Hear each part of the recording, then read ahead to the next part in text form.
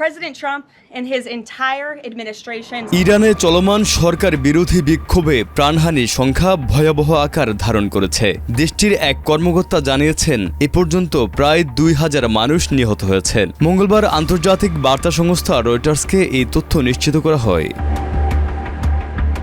ইরানি ওই কর্মকর্তা জানান নিহতদের মধ্যে বিক্ষোভকারী ছাড়াও নিরাপত্তা বাহিনীর সদস্য রয়েছেন। তবে নিহতদের সঠিক সংখ্যা কিংবা পরিচয় সম্পর্কে বিস্তারিত কিছু প্রকাশ করা হয়নি। তিনি দাবি করেন এসব মৃত্যুর জন্য সন্ত্রাসীদের দায়ী করছে সরকার।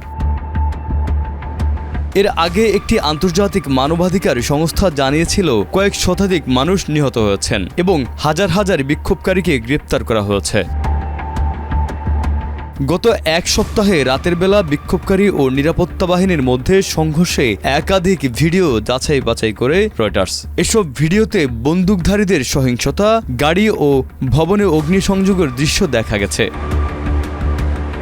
কয়েকদিনের টানা ইন্টারনেট ব্ল্যাকআউটের পর সোমবার থেকে পরিস্থিতি কিছুটা স্বাভাবিক হওয়ায় সামনে আসছে ব্যাপক ক্ষয়ক্ষতির চিত্র। হাসপাতালগুলোতে নিরাপত্তা বাহিনীর গুলিতে আহতদের ভিড় দেখা যাচ্ছে। অন্যদিকে মর্গগুলোতে জমেছে নিহতদের মরদেহ।